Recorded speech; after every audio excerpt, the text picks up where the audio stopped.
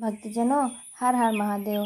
श्री शिव महापुराण भाषा द्वितीय रुद्र संहिता सती खंड 28वां अध्याय। सती का अपने पिता दक्ष के यज्ञ में जाना। ब्रह्मा जी बोले, जिस समय देवता और ऋषिगण दक्ष के यज्ञ में उत्सव करते हुए जा रहे थे, उस समय दक्ष पुत्री सती अपनी सहचारियों के साथ गंधमार्दन पर्वत पर धारागृह में कौतुक पूर्वक अपनी अनेक क्रीड़ा कर रही थी।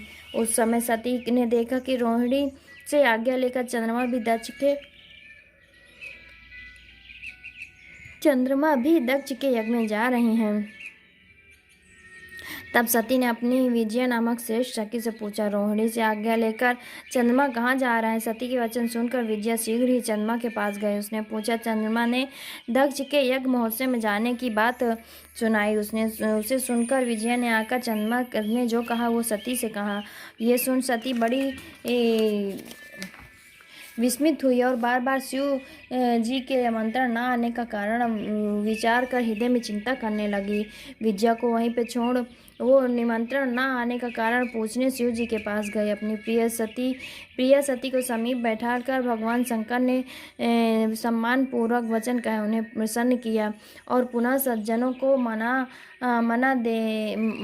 देने वाले भगवान शंकर अपने गणों के मध्य शीघ्र ही सती से बोले, हे सुमध्य, तुम किस कारण इतनी आश्चर्य सी होकर इस समय सभा में आई? इसका कारण बतलाओ। जब शिव जी ने इस प्रकार सती जी से पूछा तो सती जी शीघ्र ही हाथ जोड़कर प्रणाम करके शिव जी से बोली, मैंने सुना है कि मेरे पिताजी एक महायज्ञ रचा है जहाँ इस समय बड़ा उत्सव हो रहा है। सभी देवता ऋषिगण उसमें एकत्र हुए हैं। आपको मेरे पिता के यज्ञ में जाना क्यों नहीं सुहाता? आप इसका कारण मुझे बताइए। आप मेरी प्रार्थना से सब काम छोड़कर मेरे साथ पिता के यज्ञ में चलिए। संबंधियों का यही धर्म है कि समय पर प्रेम बढ़ाने के लिए उनके साथ समीप जावें। सती के वचन सुनकर शिव जी के हृदय में बाण लगे, फिर भी इस प्रकार प्रिय वचन बोले कि हे देवी, तुम्हारे पिता दक्ष मुझसे विशेष वैमनस्य रखते हैं, इसी कारण उन्होंने मुझे निमंत्रण नहीं दिया। जो बिना बुलाए दूसरों के घर जाते हैं वे मरण से भी अधिक अपमान पाते हैं, चाहे वो इंद्र क्यों न हो। दूसरे के घर जाकर छोटा नहीं बनना चाहिए। इस कारण हमें और तुम्हें दक्ष के यज्ञ में नहीं जाना चाहिए। मैं तुमसे सत्य कहता हूँ कि बाणों से विद्ध होने पर मनुष्य इतना व्यथित नहीं होता जितना अपने संबंधियों की अपेक्षा में मनुष्य का हृदय दुखी होता है। ये सुन सती जी क्रोधित हो गई और शिव जी से बोली, हे शंभु, आप तो वही सर्वेश्वर हैं जिसने कि यज्ञ सफल होता है, परंतु इस पर मेरे दुष्ट पिता ने आपको नहीं बुलाते और मैं तो दुरात्मा अपने पिता और यज्ञ में आए हुए दुरात्मा देवताओं और ऋषियों का यह अभिप्राय जानना चाहती हूँ कि उन्होंने ऐसा क्यों किया। हे नाथ, इसके लिए मैं अपने पिता के यज्ञ में जाती हूँ। हे परमेश्वर, आप मुझे आज्ञा दीजिए। सती जी का ये विचार देख सर्वज्ञ शंकर जी बोले, हे देवी, यदि तुम्हारी इच्छा है तो तुम्हें आज्ञा देता हूँ, तुम अपने पिता के यज्ञ में जाओ। नंदीश्वर नामक मेरे बैल को सजाकर इस पर चढ़कर महाराजाओं के ठाट बाट से अपने सब आभूषण पहन कर जाओ। शिव जी की इस प्रकार कहने पर सती जी वस्त्र आभूषण धारण कर पिता के घर चली। शिव जी ने 60,000 रुद्रगणों को उनके साथ किया। वो कौतूहल करते हुए सती जी के साथ चले। उनके मुख से निकले हुए आनंदित शब्दों से तीनों लोग व्याप्त हो गए। इति श्री शिव महापुराण द्वितीय रुद्र संहिता सती खंड का 28वां अध्याय समाप्त। भक्तजनों, हर हर महादेव। 29वां अध्याय। दक्ष द्वारा सती का अपमान। ब्रह्मा जी बोले, जब सती वहां पहुंची जहां विशाल यज्ञ हो रहा था, वहां देवता, असुर और मुनींद्र आदि सब कुतूहल कर रहे थे। तब सती को आते देख उनकी माता अश्विनी तथा बहनों ने यथाचित सत्कार किया, परंतु दक्ष और उनके अनुयायी कुछ भी आदर नहीं किया। परंतु सती ने सम्मान रूप से माता पिता दोनों को प्रणाम किया। यद्यपि वे हृदय से दुखी थे, क्योंकि उन्होंने यज्ञ में विष्णु आदि सब देवताओं को पृथक पृथक भाग देखा, परंतु शंभु का भाग नहीं देखा।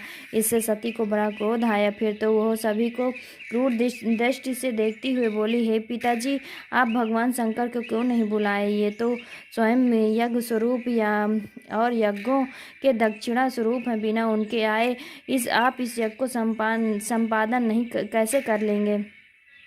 उनके बिना तो आपका ये सब कुछ अपवित्र होगा, क्योंकि हाव्य काव्य और मंत्रादि सब कुछ शिवमय ही है। फिर शिव जी के बिना आपका यज्ञ कैसे प्रारंभ होगा? क्या आप शंकर को कोई सामान्य देवता समझते हैं?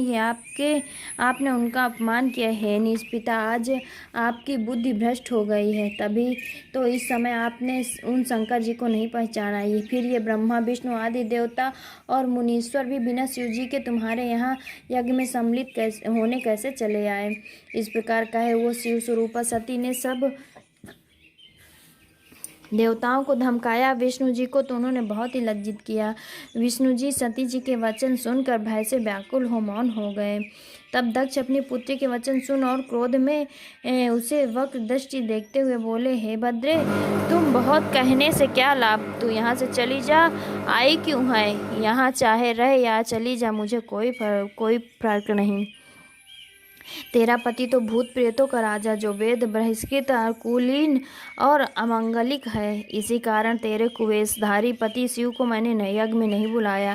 पापी ब्रह्मा के कहने से मैंने तुझे उसको दे दिया। अतएव तू क्रोध न कर और स्वास्थ्य हो जब तू इस यज्ञ में आई है तो अपना भाग ले। दक्ष के इन वाक्यों से सती को संतोष ना हुआ और अपने पिता की ओर देखकर अत्यंत क्रोध में बोली, हे पिताजी, मेरे शिव दर्शन की इच्छा, मैं उनके पास कैसे जाऊं? और जब वे मुझसे पूछेंगे तो उन्हें मैं क्या जवाब दूंगी? फिर जगत के उत्पन्न करने वाली देवी अत्यंत क्रोध होकर अपने पिता से इस प्रकार बोली, हे पिताजी, जो शिव जी की निंदा करता अथवा सुनता वो दोनों ही नरकगामी होते हैं। अपने स्वामी का अपमान सुन मेरे जीने का क्या लाभ? अतएव मैं अग्नि में प्रवेश कर इस शरीर को त्याग दूंगी। यदि मनुष्य में कुछ भी शक्ति हो तो शिव जी की निंदा सुनते ही वो शिव निंदक की जीवा को काट लें, तभी उसका प्रायश्चित होगा।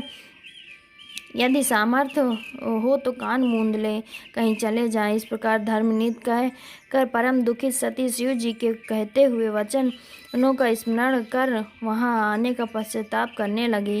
फिर क्रोधवश निशंक हो दक्ष और विष्णु आदि सभी देवताओं मुनियों को सुनाती हुई अपने पिताजी से कही, हे पिता, निश्चय ही तुम शिव जी के घोर निंदक हो। इससे तुम लोक में महादुख भोग कर अंत में नरकगामी होंगे। हे दुर्बुद्धि पिता, बहुत कहने से क्या होगा? तुम अभिमान ना करो, तुम बड़े बुद्धिमान, दुर्बुद्धि तथा दुष्ट हो। अतएव तुमसे उत्पन्न यह देह मेरे किसी काम का नहीं। जो दुष्ट बड़ों की निंदा करे उसका धिक्कार है। विशेषकर विद्वानों का उससे कोई संबंध नहीं रखना चाहिए। अतएव अब इस समय देह को त्याग कर मैं सुखी होंगी। हे देवताओं और मुनियों, तुम सब लोग मेरे इन वचनों को सुनो। तुम लोग ने ये कार्य सर्वथा ही अनुचित किया है। इससे तुम सभी लोग शिव निंदक हो और तुम्हें इसका दंड भी शीघ्र मिलेगा। ये कहकर सती जी मौन हो अपने मन में प्राण प्रिय शंकर जी का ध्यान करने लगे। इति श्री शिव महापुराण भाषा द्वितीय रुद्र संहिता सती खंड का 29वां अध्याय समाप्त। भक्तजनों, हर हर महादेव, हर हर महादेव।